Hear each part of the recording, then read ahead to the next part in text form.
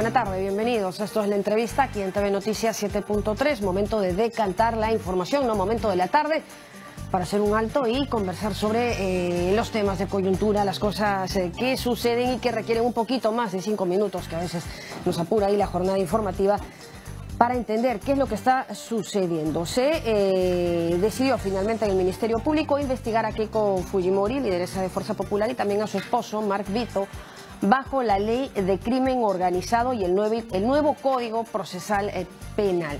¿Qué significa esto? ¿Qué implicancias tiene? Lo comentamos con el doctor Fernando Ugaz, abogado penalista del estudio Ugaz Segarra. Doctor Ugaz, buenas tardes, bienvenido a la entrevista.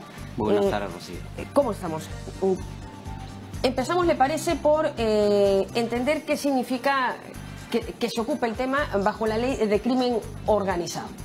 Bueno, la ley del crimen organizado lo que hace es tratar de dar un procedimiento adecuado a delitos que tienen alta gravedad en la pena, principalmente. ¿Penas de cuánto estaríamos hablando? Bueno, por lo menos, por ejemplo, los temas de lavado de activos, los temas de corrupción de funcionarios de alta envergadura que implican asociación ilícita para delinquir, temas que tienen que ver también con temas de narcotráfico, terrorismo, etcétera, se pueden ventilar a través de la ley de crimen organizado. Pena aproximadamente a partir de los 15 años aproximadamente, ¿no? ¿De 15 años a más? Sí, aproximadamente. Los delitos, por ejemplo, de colusión son delitos desde los 8 años, pero también hay delito de colusión agravada a partir de los 15 años. De tal manera que esta norma de crimen organizado lo que permite es otorgarle un procedimiento de investigación especial para los fiscales. ¿Ya?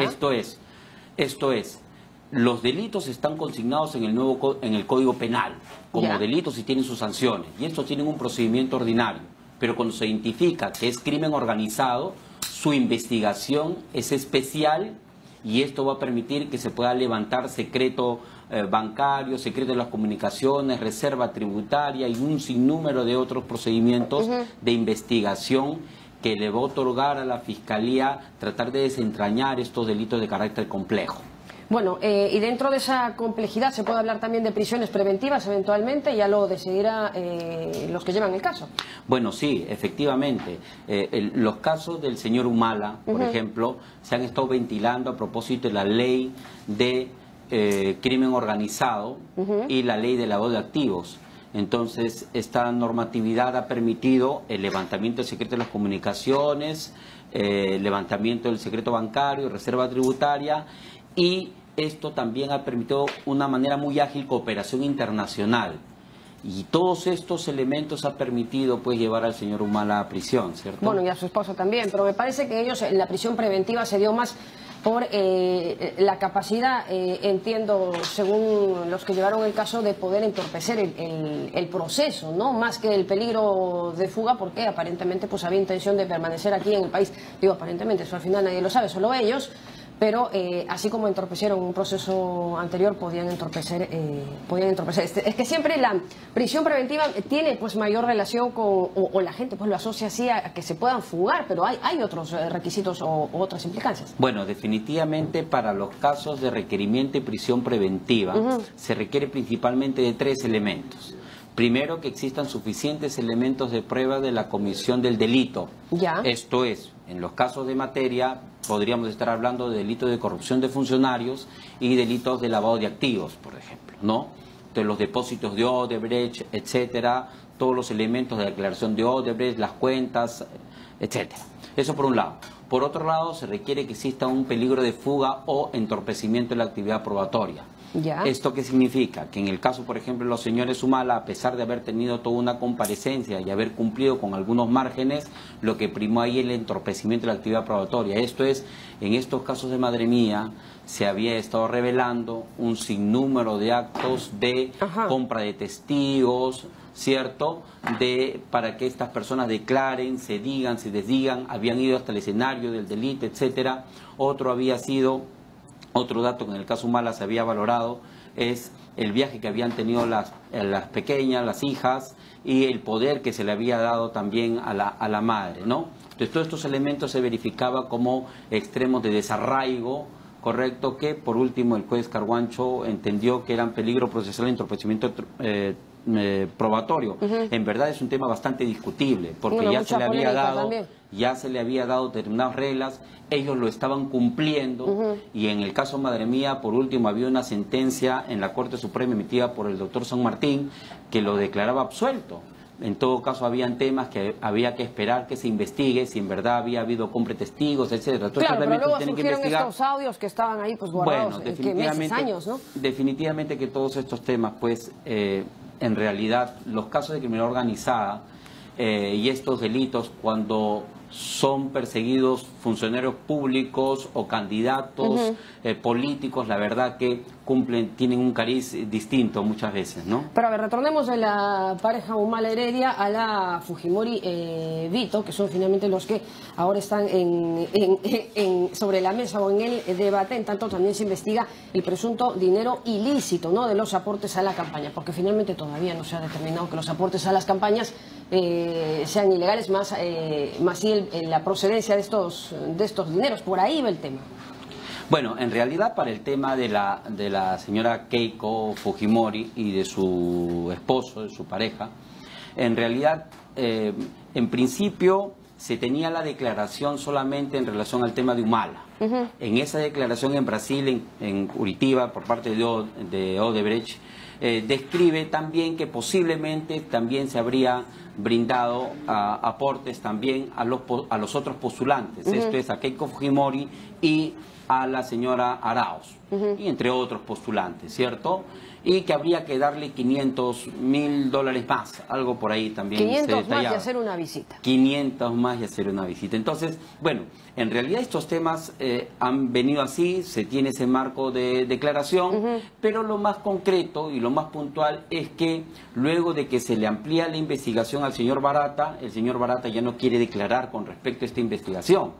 Y no quieren declarar porque se supone que los habían estado investigando acá, y al investigarlos acá rompían una fase de la protección por colaboración eficaz en Brasil. Entonces es un tema un poco complejo, pero lo cierto y lo concreto es que no existe hasta la fecha una declaración concreta, y esa es una de las planificaciones que quiere hacer el doctor, el fiscal actual Domingo Pérez Gómez, ir a Brasil y tomarle la declaración a los que a Barata o Odebrecht específico para el tema de la señora Keiko Fujimori.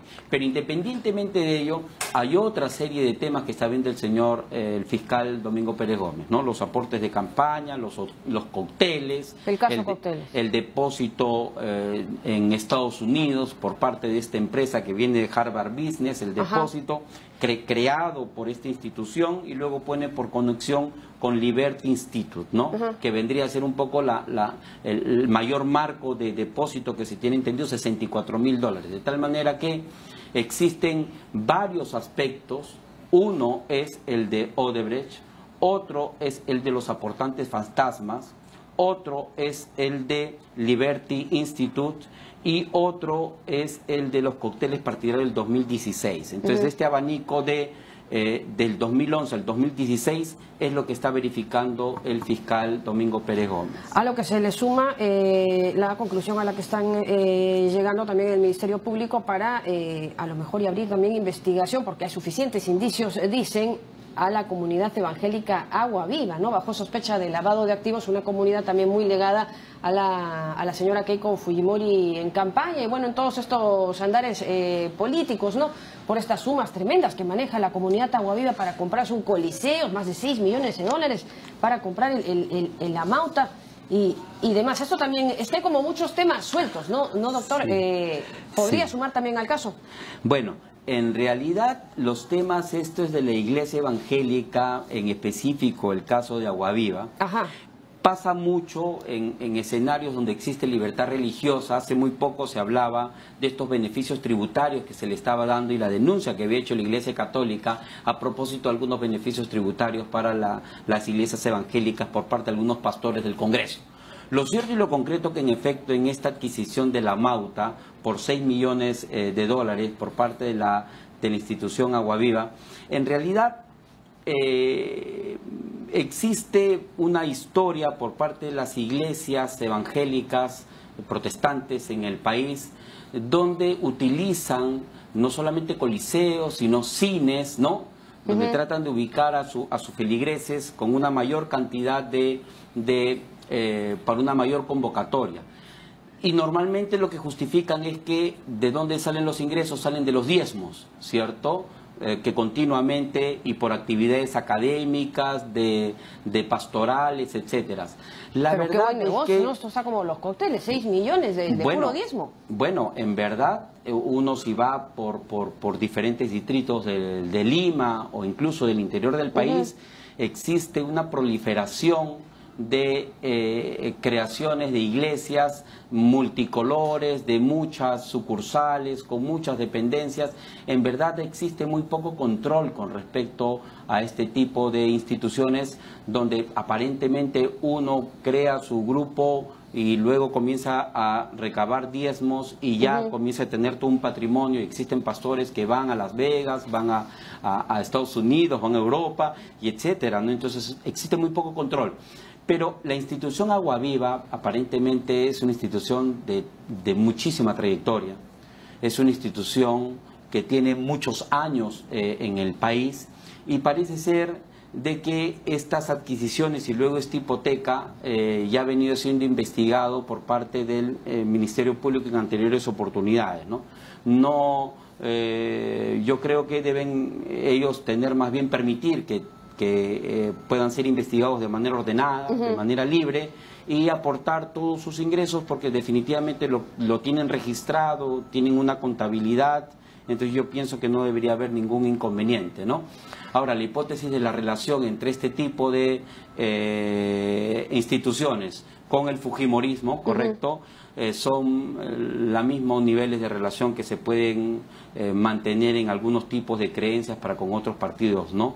En realidad es un tema que habría que verlo con muchas pinzas porque el tema de la libertad religiosa también debe mantener un cauce ordenado y se le tiene que pedir las cuentas claras, ¿no? Todo bien con su fe, con sus creencias, sus tradiciones, lo que ellos decidan creer, pero ya cuando hay manejos de dinero tiene pues que entrar cierta fiscalización, ¿no? Y más a ver aún si tienen cuando apuntados ahí todos los días. Más aún cuando son por estos montos, ¿no? Claro, 6 millones de dólares ya, y más lotes aledaños que compraron ahí al costado del Amauta. Doctor, de otro lado, ¿qué pasa con la famosa casación del juez César Inostroza Pariachi? ¿Qué puerta o qué se ha abierto, se ha entreabierto? El señor anoche ha defendido ayer muy bien su tema, pero finalmente esto abre la puerta para los procesados por lavado de activos, ¿o no? Bueno, en realidad hay muchos que hablan, comentan con respecto a esta casación, pero yo creo que muy pocos lo han leído. Esta casación lo que describe son 3 cosas fundamentales.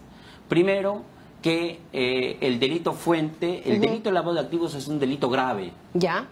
Correcto, que lo que trata de atacar, trata de sancionar es la infiltración de dinero a la economía nacional, correcto, de dinero sucio, dinero proveniente de organizaciones criminales, de delitos de una gravedad importante. Ya.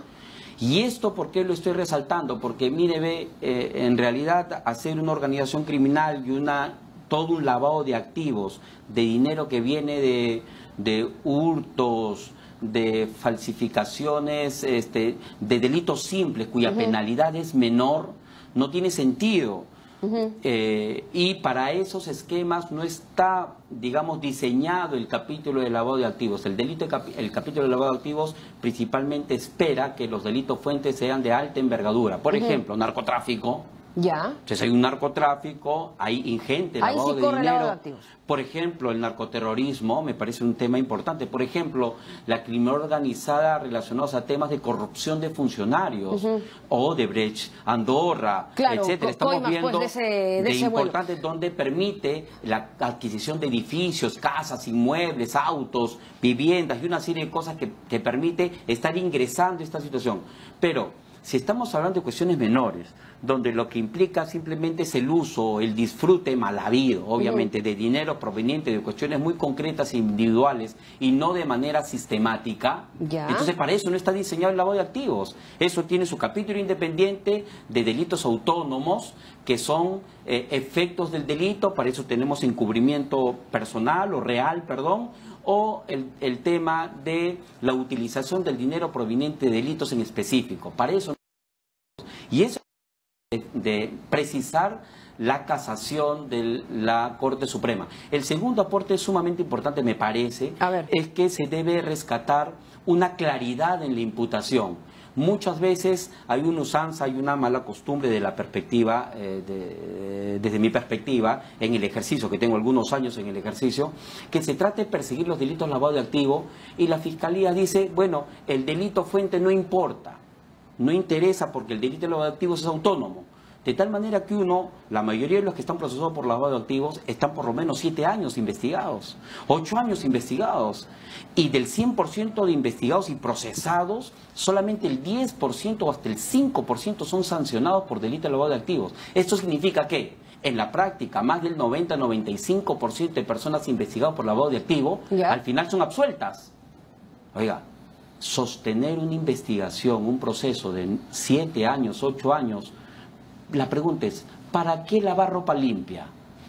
Se lava ropa sucia, pero cuando las cosas están claras y ordenadas y de inmediato una claridad frente al delito fuente, esto no debería continuar procediendo. La casación lo que dice es, el delito fuente de donde supuestamente viene el dinero ilícito que se pretende lavar, ¿correcto?, debe estar por lo menos con un marco de claridad en la imputación. Hay una lista que ha determinado esta casación, para cruzar un poco allí el Correcto, esta casación. Por ejemplo, en el caso concreto del señor Hader, lo que precisa es que los delitos de administración de persona jurídica y en específico para ese caso concreto no era un delito grave, y en específico había una imputación genérica, no precisa, entonces no puede ser para todo el Código Penal.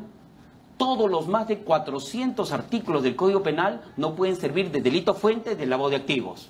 Lesión, hurto, etcétera. No pueden significar delito fuente. Entonces solamente son los graves. Los 400 artículos del Código Penal no. Y el tercer aporte de esta casación, me parece, es que lo que le precisa al sistema judicial es que ya se pare de estar investigando y procesando a las personas sin que esta cuestión esté claramente establecido antes de la acusación, por lo menos en etapa de investigación preliminar preparatoria. Entonces estas son pautas que me parece que evitan determinados excesos y riesgos. Ahora, por el otro lado, dice la Fiscalía de que esto los ata de pies y manos, no les va a permitir una investigación mucho más amplia, mucho más extensa. Yo creo que... Yo lo siento usted a favor, lo siento como que se le ha puesto un tope al tema. Bueno, lo que pasa es que y está bien, a lo mejor en su experiencia le parece que está bien. Definitivamente. Yo pienso que este acuerdo plenario lo que va a permitir es llegar a un punto medio, un punto equilibrado de esta situación. Ni tampoco los excesos y abusos que se han tenido en el momento de la utilización de la herramienta del lavado de activos para tratar de tener a las personas 8 años investigando y luego a presión mediática o a presión de las personas jurídicas, de la competencia, ¿no?, de las empresas, que también surgen muchas estas situaciones, ¿no? Recién luego de años es archivado. Y lo otro también, que exista una cierta permisión y entender que al inicio sí es posible que se tengan no pruebas, sino indicios, algunas sospechas, algunos elementos que se tengan que esclarecer. ¿Debe llegar a un punto medio este acuerdo plenario? Sí, pero en la práctica los fiscales no se han estado autorregulando. Y entonces me parece que esta casación lo que ha hecho es simplemente destapar el problema y lo que ahora tienen pues que subsanarlo. Y a lo mejor, no sé, pues exigir a los fiscales que sean más prolijos a la hora de determinar los temas, ¿no? O sea, que estén totalmente seguros del delito fuente que van a poner y que provenga de lo que usted señala para que pueda correr la figura, ¿no? Mire, y esto es grave porque genera cuestiones de carácter procesal. El hecho de que una persona le estén investigando por lavado de activos, ya de por sí nace el delito complejo. O sea, el delito nace como complejo. Entonces, al nacer como complejo, los plazos de investigación son amplios. El fiscal puede tener 36 meses más, 3 años más, y con el nuevo Código Procesal Penal se hincha toda esta plazos de investigación que verdaderamente se comportan como eternos. Las personas jurídicas tienen que hacer pericias económicas, financieras, tributarias, bancarias, etcétera, y nada de esto pues se tiene inicialmente. Entonces yo creo que no es poca cosa investigar a una persona por lavado de activos, las penas son altísimas, entonces yo creo que debe haber una mayor rigurosidad para el inicio de este tipo de investigaciones. Muy bien, muchísimas gracias, doctor Fernando Ugaz, abogado penalista del estudio Ugaz Segarra, ha conversado con nosotros esta tarde en la entrevista. Gracias, buenas tardes, nos vamos a la pausa, regresamos con más, tenemos franja no electoral, volvemos.